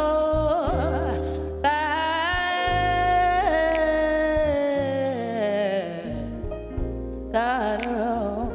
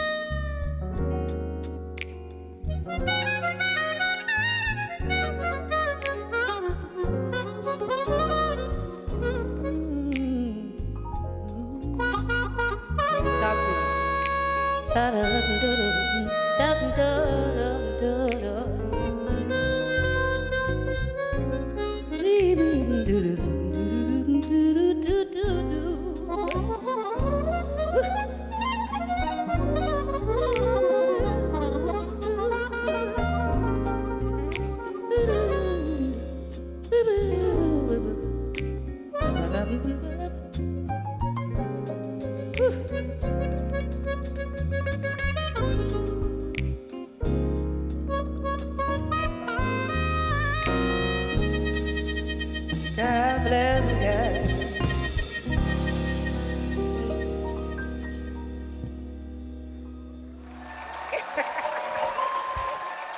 Give it up for the incredible Andra Day. She'll be back for another performance at the close of our evening. Somewhere, right now, sunlight hits the fourth floor. Bugs are crawling through the dirt. Animals move through the trees. The sea rolls onto the shore. A huge whale lifts its tail, then disappears under the waves. Above us, a hawk rides the wind. This is our world, with places and spaces we may not have been to yet. But we recognize them. We still know them. Because someone showed us. On screens, in stories, in pictures that stayed with us. And when we see them, we care. Stories teach us what to see, what to love, what to protect. And when people care, they do something. Some use science. Some use their voices. It's time now. And some stand together, hand in hand. Protection starts with seeing.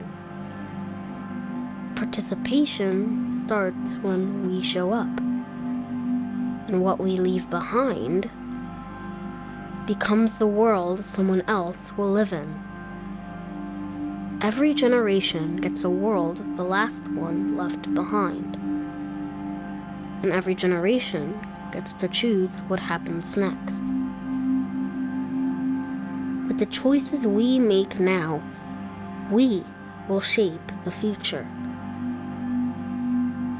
Are you leaving us something safe and beautiful?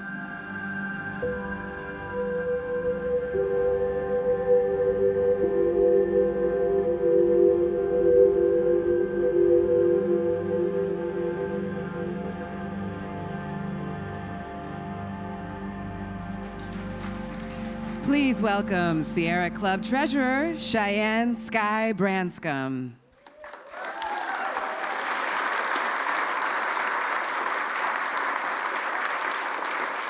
What an inspiring night so far. Miigwech, thank you again for being here. I'd like to take this moment to thank and lift up the entire Trailblazers Ball team, especially Dr. Michael K. Dorsey,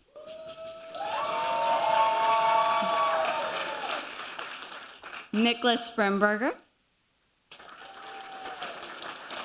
and Eva Schulte, Chair of the Sierra Club Foundation's Board of Directors. Tonight, we celebrate and honor extraordinary people whose contributions of leadership, creativity, and courage to the environmental movement will be felt over the next 7 generations. In my tribe, we are taught to live our lives and move through the world in ways that make a better place for those who will come after us.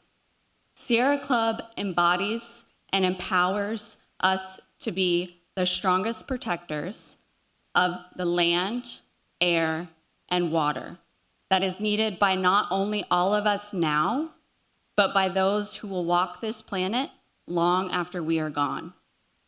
You can be part of that legacy and help make it even better. You have that mishkweze, that power. So I hope, if you haven't already, that you'll use that QR code or the link on your screen if you are streaming and give generously. Your support makes all of this work and the beautiful life and planet we dare to imagine for future generations possible. Miigwech, and thank you again for all you do. Our next presenters are both 2025 Trailblazers Award winners. She is an Indigenous land protector, actress, and supermodel. And she is a Rhodes Scholar, climate activist, and the executive director of Black Girl Environmentalist. Please welcome Quanah Chasing Horse and Wawa Gatherer.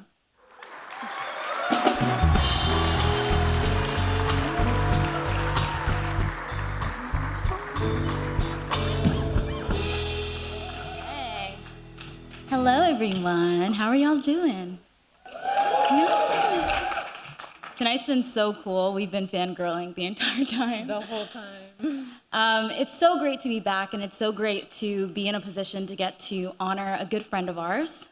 Our next honoree is an activist and educator fighting for resources and investments that enable the next generation to become climate change solutionists. Sage Lenier has reimagined environmental education as a tool to empower young people, and her work has inspired and encouraged students to become involved in the environmental movement. Sage has been featured in New York Times, the World Economic Forum, and Teen Vogue, championing what she sees as a time for her to hold space for the changemakers of tomorrow.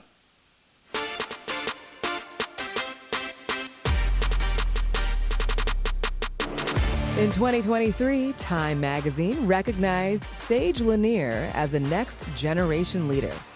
What followed was an uncharted journey. Invitations to speak at economic summits around the world, rooms full of venture capitalists and Fortune 500 sustainability officers. She showed up with no institution behind her, no infrastructure, no roadmap. But she was in the room where it happens, getting an education on how decisions really get made. Everywhere she went, senior leaders told her the same thing. We need more young people like you. They could negotiate policy in the boardroom, but without public sentiment, a culture that believes in a clean future, and buy-in from young people, none of it would matter. So she founded FutureLine, an environmental think tank, to win the battle for the next generation's hearts and minds. The think tank brings together a brain trust of young leaders from a variety of disciplines to build environmental power for everyday people and works across sectors to shape culture, policies, and investments that will ensure a better future for all of us. Sage Lenier is a generational leader, building the cultural infrastructure for a sustainable future.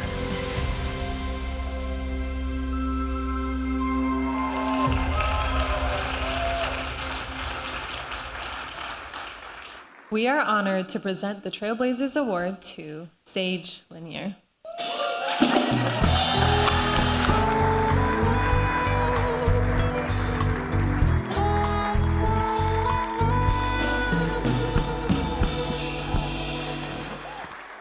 It's an honor to be here tonight. I certainly am a newcomer to this room, and we meet in a real moment of reckoning. So let me tell you a bit about how I got here and where I think we can go together. If my journey has taught me anything, it's that when the odds look impossible, what you need is a goal, a vision. Although I was a high-achieving student, I had to leave high school at 16 because I needed to work, and our family's car broke down. Riding my bike to and from my fast food job in the California desert heat, I didn't have dreams of going to Berkeley.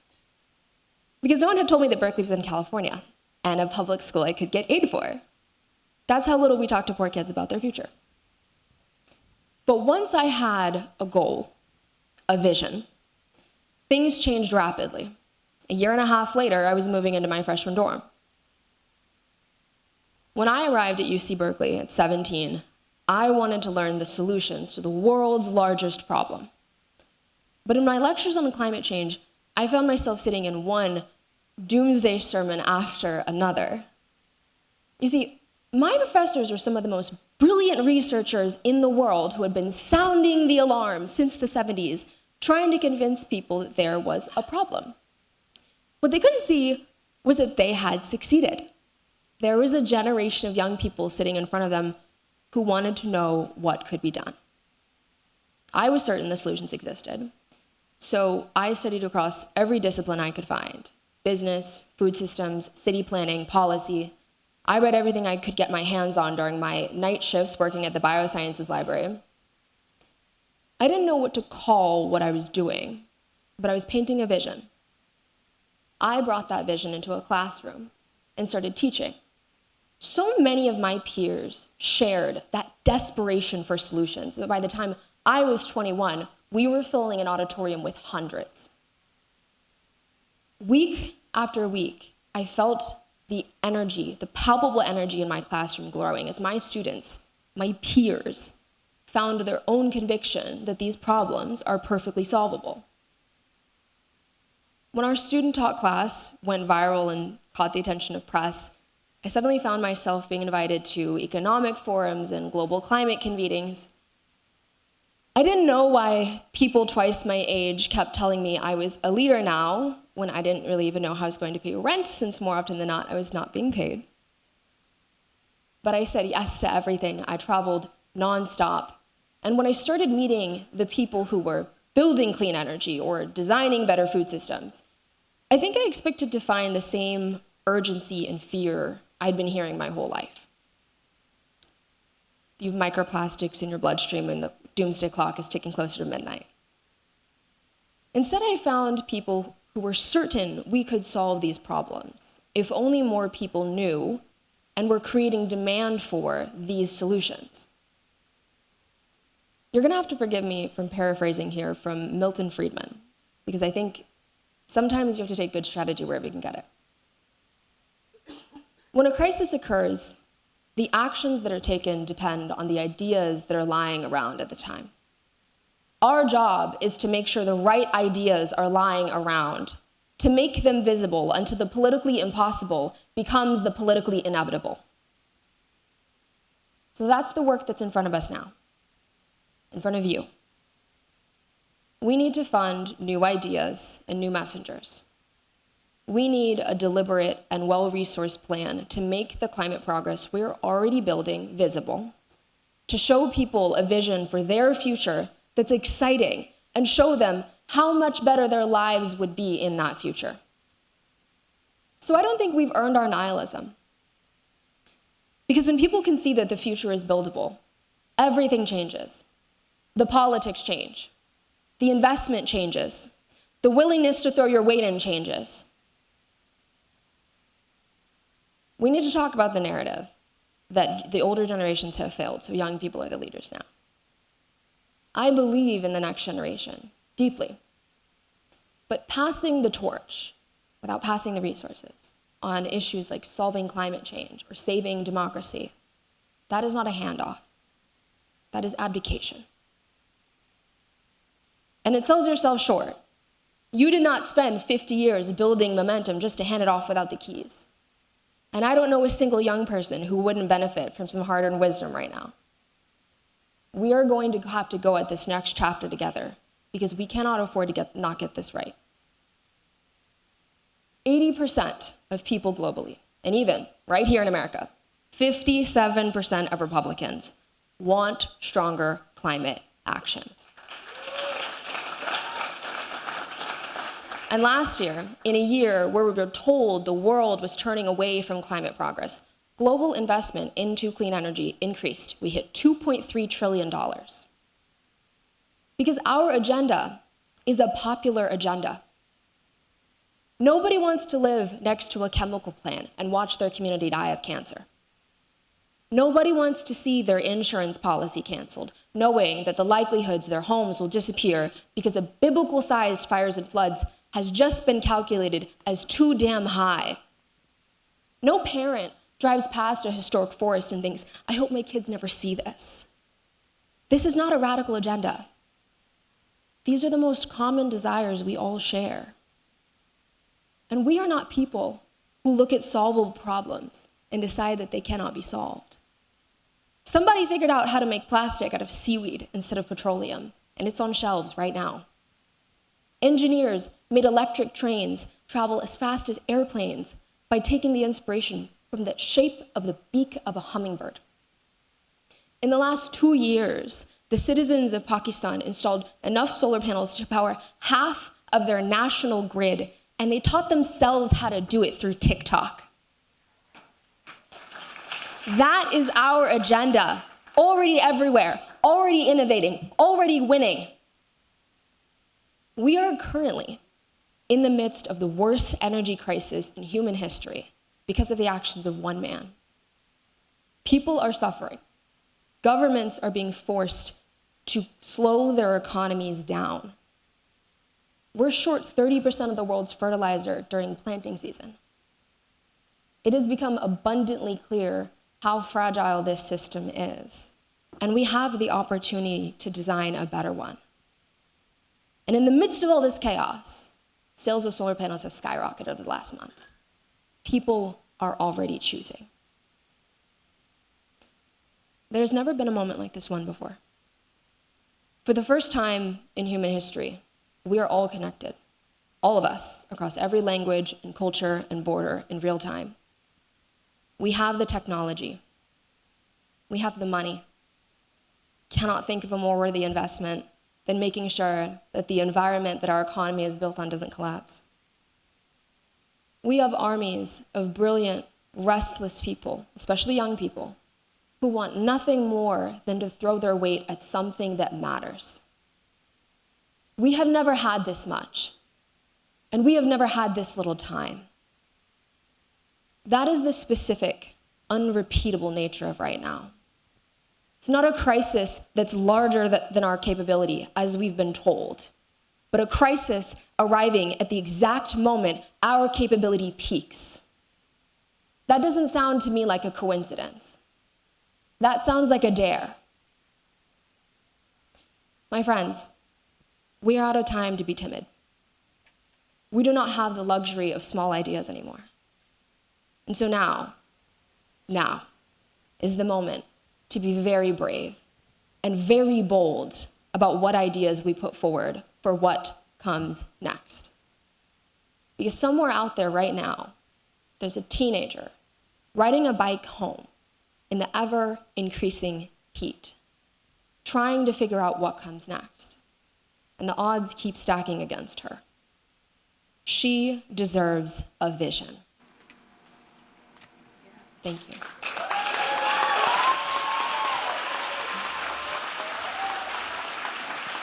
Please welcome back to the stage, Andra Day.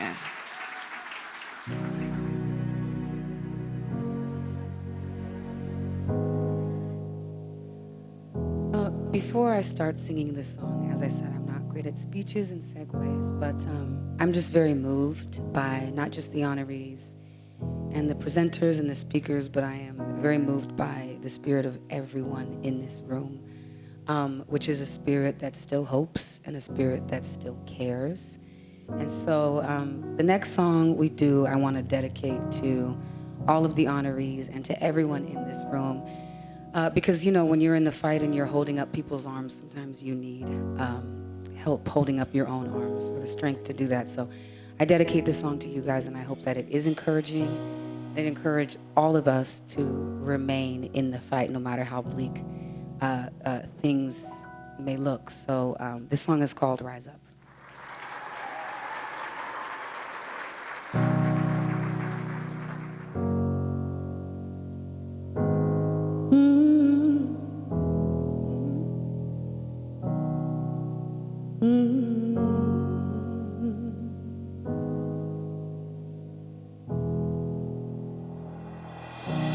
You're broken down and tired of living life on a merry-go-round, and you can't find the fighter, but I see it in you, so we're gonna walk it out.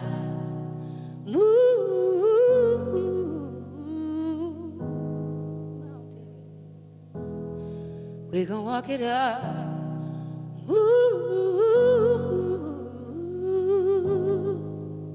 Mountains, and I rise like the day. I will rise up.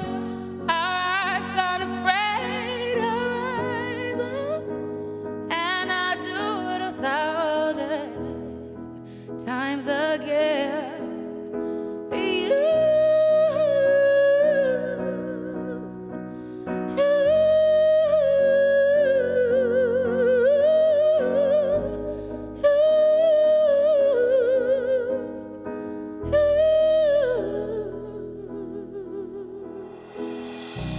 When the silence isn't quiet and it feels like it's getting harder to breathe, and I know you feel like dying, but I promise we'll take the world to its feet and move.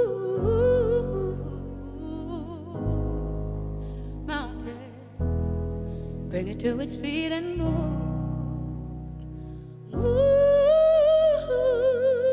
Mountains up, and I'll rise up, I'll rise like the day. I will rise up, I'll rise unafraid. I'll rise up, and I'll do it 1,000 times again.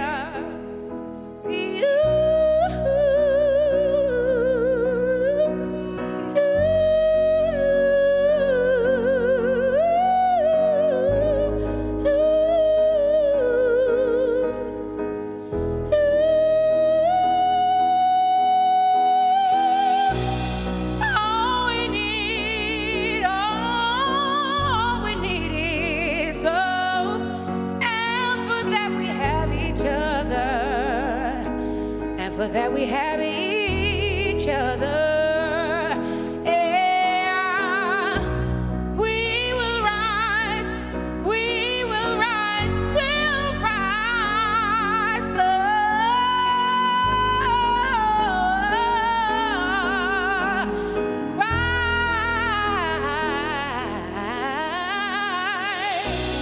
Rise up. I like the waves, I'll rise up. In spite of the aching, I will rise 1,000 times again.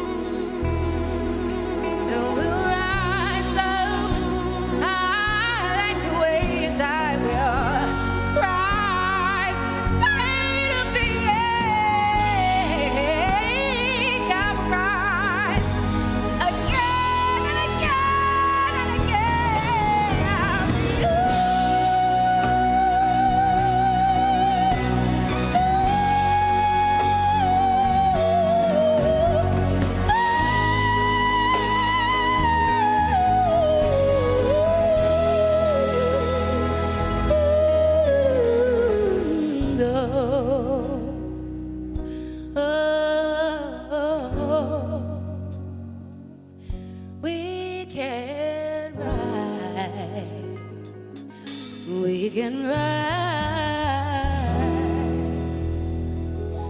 we will rise.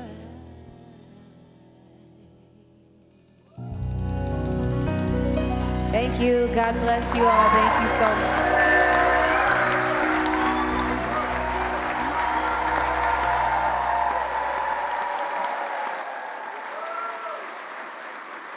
Thank you, everyone, so much for being with us tonight. Your presence and your support tonight mean everything to Sierra Club and to all of the communities where all of us are working.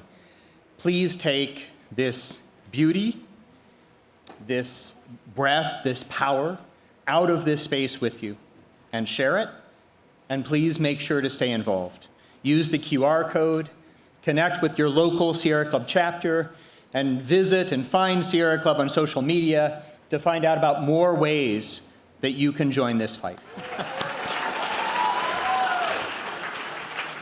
Please do. It's been such a beautiful evening, and we want to continue with you.